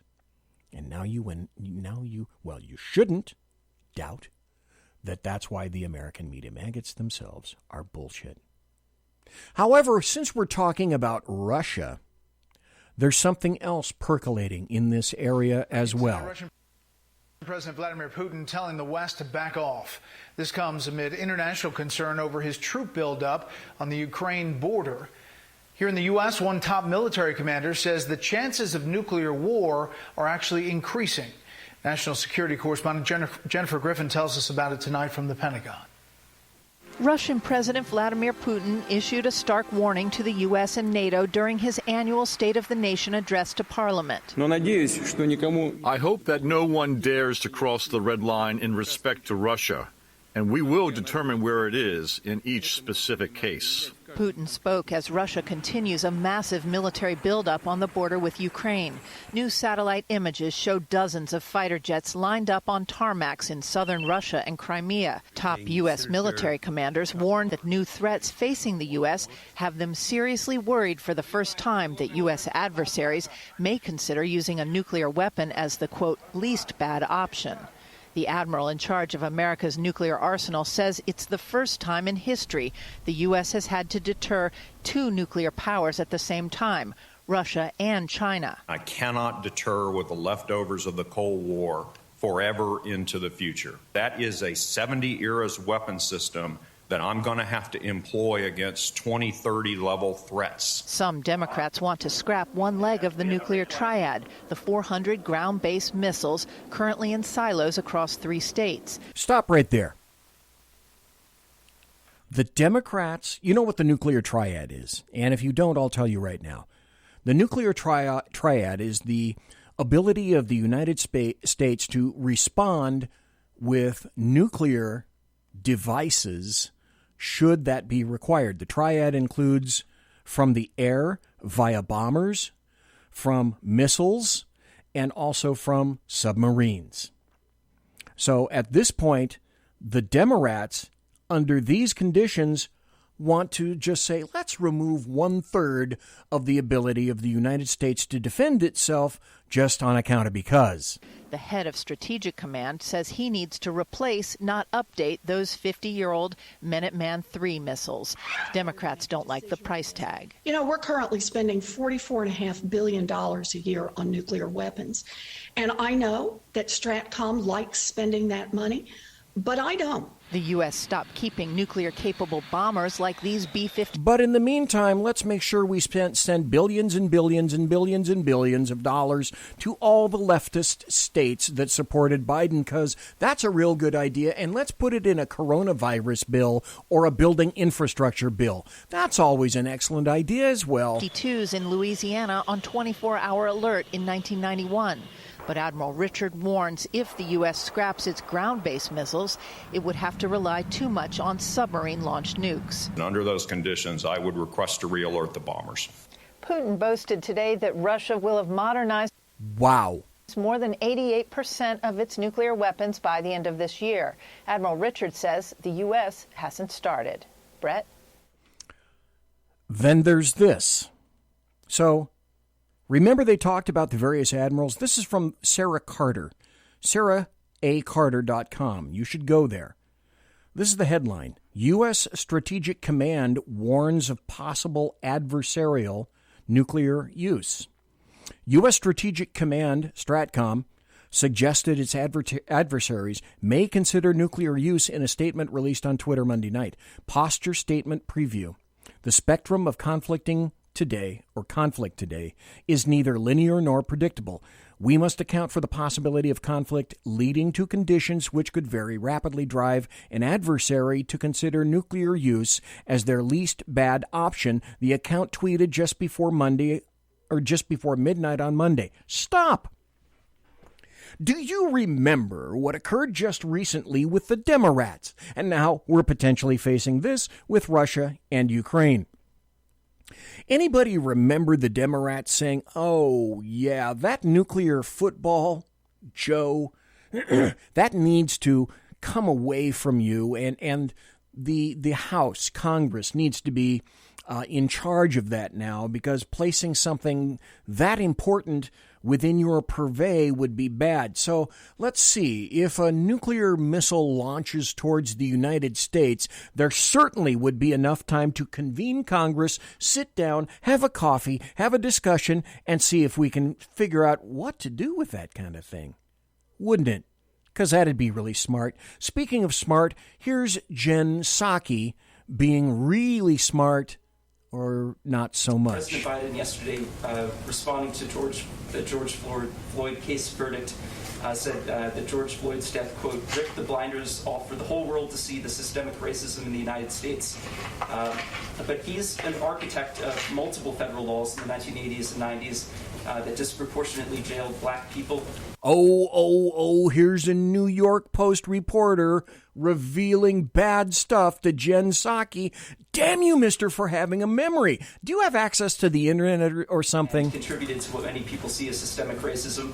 The activist Cornel West said that Biden was, quote, one of the core architects of mass incarceration, and that, quote, I think Biden is... Biden being an architect of mass incarceration.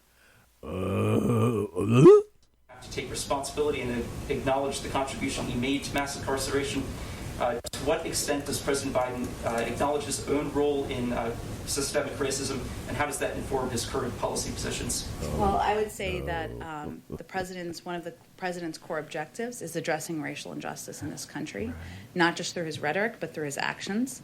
And what anyone should look to is his advocacy for passing the George Floyd Justice and Policing Act, for nominating leaders to the Department of Justice to address long outdated policies, and to ask his leadership team here in the White House to prioritize these issues in his presidency, which is current and today and not from 30 years ago. Do you believe it's important to accept his own culpability? I think I've answered your question. I think I've answered your question. Move along. We're not dealing with the truth today. It's bullshit day. So because it's bullshit day, New York Post, we're not going to talk to you anymore. Remember, New York Post, it's bullshit day. Facebook is making more changes. Imagine that. Well, so I can't listen to that. Would you be surprised to know that violent crime is on the rise nationwide in the midst of the pandemic? And would you be surprised to realize that there are certain elements around the planet and the globe and here in the United Snakes of America that are going to be taking good advantage of that? Here's a story that you probably haven't heard of, but let's talk about big business, big corporations, and Big Brother coming out of Silicon Valley because they are the privileged elite. The headline is this: Silicon Valley and WEF-backed foundation announce global initiative for COVID-19 vaccine records. Silicon Valley's most influential companies, alongside healthcare companies, U.S. intelligence contractors, and the Commons Project Foundation, recently launched the Vaccination Credential Initiative. The initiative's ambitions reach far beyond vaccines and will have major implications for civil liberties. But no one saw this coming, right? On Thursday, tech giants with deep ties to the U.S. national security state, Microsoft, Oracle, and the MITRE Corporation announced they've partnered with several healthcare companies to create the Vaccination Credential Initiative, the VCI. So if you hear VCI, you know it's about stealing your rights. To advance the implementation of digital COVID-19 vaccination records. Well, they'll stop there, BZ, won't they? They'll stop there. They've always done that before. They don't take any freedoms from us. They never seek for anything more. Remember that. According to a Reuters report, the VCI aims to help people get encrypted digital copies of their immunization records stored in a digital wallet of their choice. Of your choice will be wood. You want it in black or blue, red, pink, purple, or burned umber, because the current system of vaccination records does not readily support convenient access and sharing of verifiable vaccination records. Because you and I both know digitizing your vaccination records, that's where it's going to stop. It won't do anything else. Right? Okay, so that's big corporatists in Silicon Valley. This is from Newsweek, tacitly and incredibly ignored. Imagine that. Can blood from young people slow aging? Silicon Valley has bet billions of dollars that it will. The Spanish firm Grifols, Grifols, helped set off a kerfuffle last year when it, along with other firms, offered nearly double the going price for blood donations for a COVID-19 treatment that Brigham Young University in Idaho had to threaten some enterprising students with suspension to keep them from intentionally trying to contract COVID-19. The trial failed, however, and now the Barcelona-based firm is hoping to extract something far more valuable than the plasma of young volunteers. A set of microscopic molecules that could reverse the project and the process of aging itself. Now, earlier this year, Grifols closed on a $146 million deal to buy Alkahest, a company founded by Stanford University neuroscientist Tony Weiss-Correa, who, along with Saul Vieda, revealed in scientific papers published in 2011 and 2014 that the blood from young mice had seemingly miraculous restorative effects on the brains of elderly mice. The discovery adds to a hot area of inquiry called geroscience that seeks to understand molecular and cellular mechanisms that make aging a major risk factor and driver of common chronic conditions and diseases of older adulthood, according to the National Institutes of Health. Now, who do you think this is going to go benefit? Oh, it'll go to you and me, won't it? Sure it will. Silicon Valley, did you hear the headline? Silicon Valley has bet billions of dollars on that. Who do you think will be the recipient first? I think you can figure that one out. I got about 9 more minutes for the rest of the show. The U.S. Postal Service can be counted on to deliver packages and mail in a prompt, courteous, and efficient fashion, can it not? I mean, that's all they do, isn't it? Oh, today, Yahoo News revealed this. Here's the headline. Oh, wait. If I had a producer, here's what you would have heard if I'd had a producer. Tales from the You Can't Write This Shit department. Graciously presented by BZ here in the Berserk Bobcat Saloon. Because clearly, you can't write this shit about the Postal Service, which is running a covert operations program that monitors Americans' social media posts. So they can't deliver a letter or a package, but the Postal Service mail inspectors are monitoring your social media traffic. The law enforcement arm of the U.S. Postal Service has been quietly running a program that tracks and collects Americans' social media posts, because why not? Yeah, because what else does the post office have to do except, that pokey, pesky, really ridiculous delivering letters to all these whiny people, and they're all old. We don't want to have anything to do with you, your letters and your stupid packages. We don't want to have, no. They're expanding.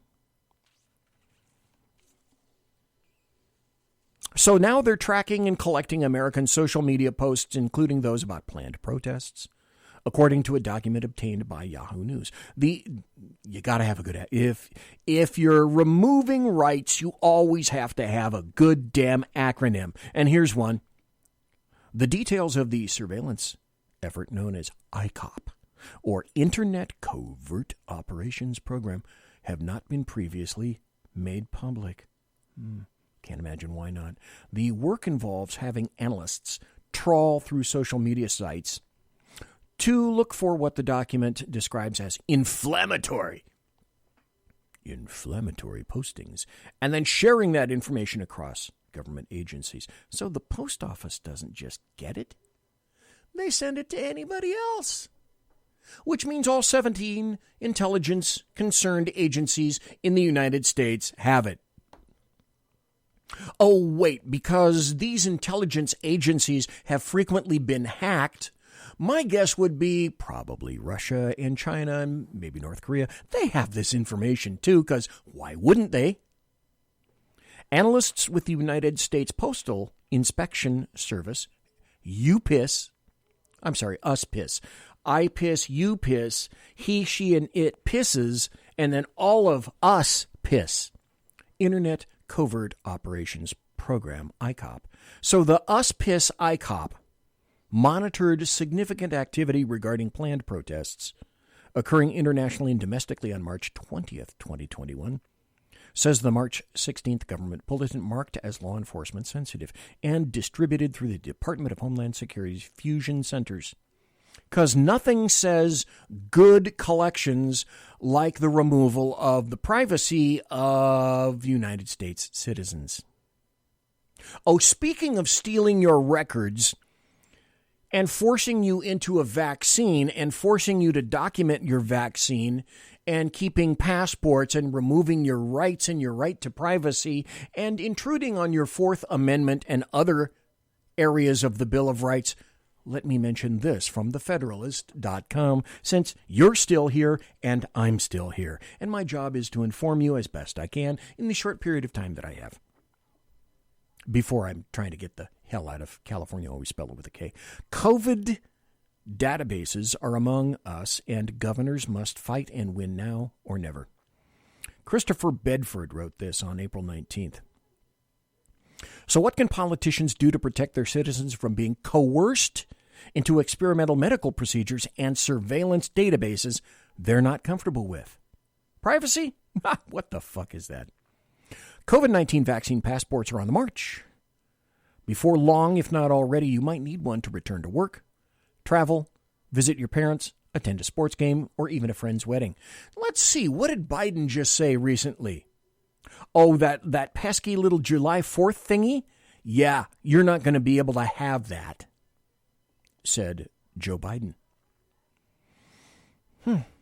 Well, we are well on our way already. And Democrats, once the doubters of databases, IDs, and corporations, they're all in with this. With Republicans in Washington nearly 2 years from regaining any power whatsoever, the battle then comes down to the states. But the big question is, will Republican governors have the courage to break with the political, corporate, and global elites? Some will. Maybe. A few. A handful. This is me. Commentarying. Is that a word? I just made it a word. Will the Republican governors have the courage? Will they have the will to tell government agencies and private businesses they have no right to demand the citizens of their states subject themselves to any experimental vaccines? Because we know an assload of Republican governors will cave. They will be capitalists.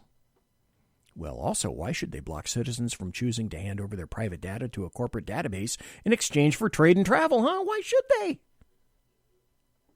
Why should they block that? Do the citizens of states like South Dakota, Texas, and Tennessee even have to worry about this new regime being forced on them at all? First, there is reason to be worried no matter where you live, because the regime is, in fact, coming for us. The most powerful elites in the world are enthusiastically in favor of it. And for the past year, they've gotten their way on pretty much every single thing they've demanded by attaching COVID-19 to it. Teachers' unions, election integrity, and even religious liberty have all been manipulated under this guise, no matter how little they have to do with the actual disease. So how are these forces progressing on this initiative? Well, your good friends at IBM, this is me with just a hint of sarcasm. BZ sarcasm, put it away back in your pocket, sir. IBM first launched a COVID passport on October 12th, just weeks before the National Institute of Health awarded them a contract to develop an integrated solution that supports sophisticated contact tracing and verifiable health status reporting. IBM's Tech Chic website tells visitors their product is designed to provide organizations with a smart way to bring people back to a physical location during COVID-19. What does that mean? Designed to provide organizations with a smart way to bring people back to a physical location during COVID-19. Yeah, let that sink in. In a video guide, a soothing female voice explains the situation corporations find themselves and how IBM can help. Airlines, cruise lines, railways, and hotels all feel pressure to meet ever-changing health regulations and rebuild travelers' trust. Now, COVID-19 task forces globally are asking, what can we do to return to pre-pandemic capacity? How can we verify a traveler's health status before they visit? Introducing IBM Digital Health Pass. IBM Digital Health Pass. You know what? I pass. Monsieur has unlocked!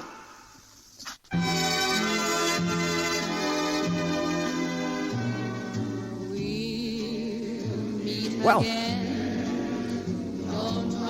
ladies and gentlemen, boys and girls, children of all ages, thanks for listening to the Bloviating Zeppelins of Berserk Bobcat Saloon radio show. Live and direct right here on the SHR Media Network. If you want to contact me, you can find me on Twitter. I'm really active at BZEP. On Twitter at BZEP, BZEP. And on my blog at bloviatingzeppelin.net. Promotional consideration is by the Lockheed Martin Skunk Works, Shure and Electro Voice microphones and Arrakis boards, and Pratt & Whitney engines. Thrust, you can trust. Tiaras are by My Little Pony. Thanks to my personal KC-135 Kettle One refueling team, with whom I will be consorting in less than an hour.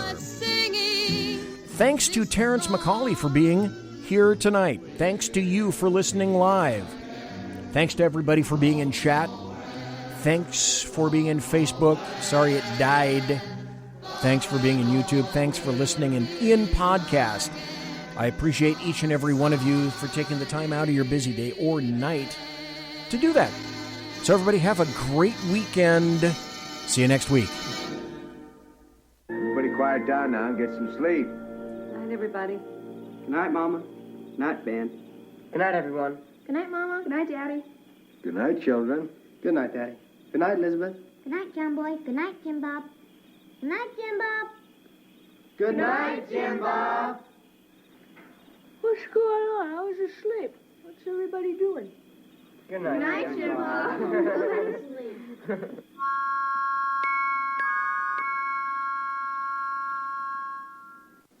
Good night and good luck.